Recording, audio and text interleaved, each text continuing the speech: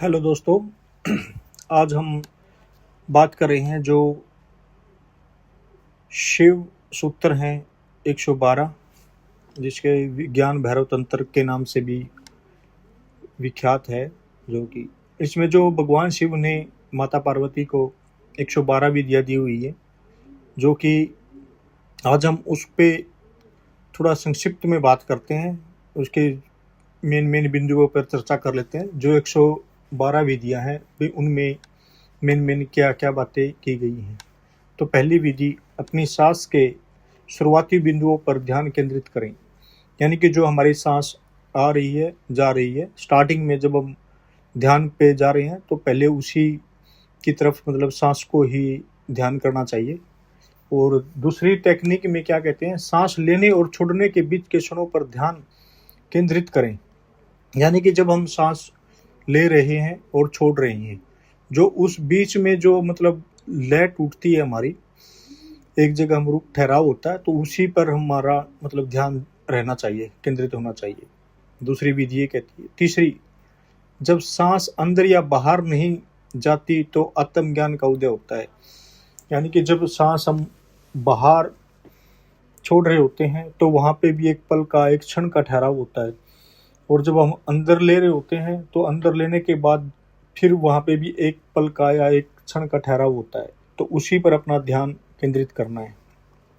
चौथी विधि, पूरी तरह सांस लें, रोके, फिर पूरी सांस छोड़े और रुकें। यानी कि पहले सांस को लें, रुकें,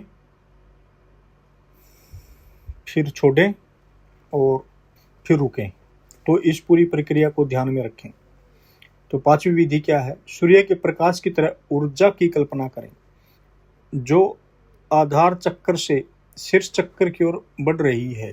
यानी कि जो जैसे कि हमारा जो जब हम ध्यान करते हैं तो ऐसी मतलब कल्पना करें कि जो हमारी ऊर्जा है वह ऊर्जा हमारे मूलाधार चक्र से उठकर सहस्त्रार चक्र की ओर बढ़ रही है। ऐसी हमें कल्पना करनी चाहिए। नंबर 6 में क्या कहते हैं, चक्रों के मध्य से आरोहित होने वाली विद्युतीय जैसी ऊर्जा पर विचार करें। जो हमारे चक्रों के बीच में जो ऊर्जा उत्पन्न हो रही है या जो बढ़ रही है, तो उसको हमें मतलब महसूस करना चाहिए। साथ में क्या है, संस्कृत स्वरों पर विचार करें, पहले वर्ण के रूप में, फिर ध्वनि के रूप में और अंत में गहरी संवेदना के रूप में। 8वें में क्या है, श्वास ऊर्जा को अपने मुंह के शीर्ष तक निर्देशित करें, फिर इसे अपनी बाहों के बीच तक जगह का निर्देशित करें।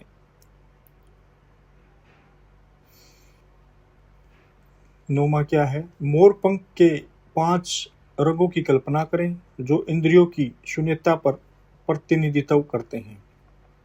और 10वें में क्या है, जब भी आप किसी चीज के प्रति सचेत हो तो अपने आप को उस चेतना में डुबो दो। नंबर 11 में क्या है, आंखें बंद करके अपना ध्यान अपने सिर के अंदर निर्देशित करें। 12वें विधि में क्या है, केंद्रीय रीढ़ की हड्डी के भीतर की शून्यता पर चिंतन करें। यानी कि जो हमारी रीढ़ की हड्डी है उसकी शून्यता पर या उसके शांत पर चिंतन करें या उसकी ओर ध्यान लगाएं। इस विशिष्ट हाथ के इशारे का उपयोग करते हुए माथे के एक बिंदु पर तब तक ध्यान केंद्रित करें जब तक कि वह फीका न पड़ जाए, जिससे सर्वोच्च स्थिति प्राप्त हो जाए। अपने सिर पर बालों के जूड़े के एक निशान या अंतिम बिंदु पर विचार करें। बहती नदी की तरह निरंतर शांत ध्वनि में ट्यून करें। तो हमारी नेक्स्ट विधि है विधि नंबर 16। इस विधि में क्या करना है, हमारे को पवित्र ध्वनि ओम का जाप करें और उसके बाद आने वाले मौन पर ध्यान केंद्रित करें। विधि नंबर 17 में क्या है, किसी भी मंत्र का जाप करते समय उसके उच्चारण से पहले और बाद में मौन पर ध्यान देना चाहिए।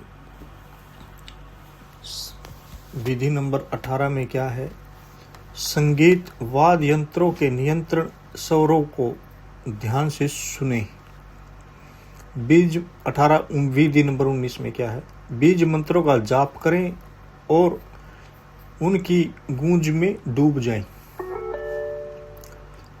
20 नंबर में क्या है, सभी दिशाओं में विशाल शून्यता का चिंतन करें, यानी कि अपने चारों तरफ या खुद में शून्यता को अनुभव करें।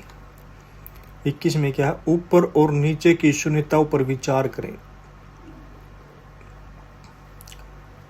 22 में है, ऊपर नीचे और अपने हृदय के भीतर के शून्य पर चिंतन करें, यानी कि आपको सिर्फ अपने मौन को ही महसूस करना है, उसी का ख्याल रखना है। 23 में क्या है, अपने शरीर को पूरी तरह खोखला रख समझें, यानी कि अपने आप को बिल्कुल खाली समझें कि आप कुछ नहीं हो। 24 में है, यदि शून्यता पर तत्काल चिंतन चुनौतीपूर्ण है तो शरीर के घटकों को शून्य से भरा हुआ माने। 25 में क्या है, अपनी त्वचा को एक बाहरी अवरोध के रूप में देखें जिससे अंदर कुछ भी महत्वपूर्ण नहीं है। अपने हृदय के भीतर के विशाल स्थान का पर चिंतन करें, मतलब अपने हृदय का चिंतन करें। 27 में ये है। और 27 नंबर में क्या कहते हैं, इनमें से किसी भी केंद्र पर ध्यान केंद्रित करें, जैसे नाभि, हृदय, गला, माथा या सिर, यानी कि नाभि में आपका नाभि चक्कर और अनाहत, हृदय में आपका अनाहत चक्कर और गले में विशुद्धि चक्कर, माथे में आपका थर्ड आई चक्कर और सिर पे आपका सहस्त्रार चक्कर। इन चक्करों का ध्यान करें। उपरोक्त केंद्रों पर नियंत्रित ध्यान केंद्रित करते रहें, यानी कि इन सभी चक्रों पर आप अपना ध्यान केंद्रित करते रहें।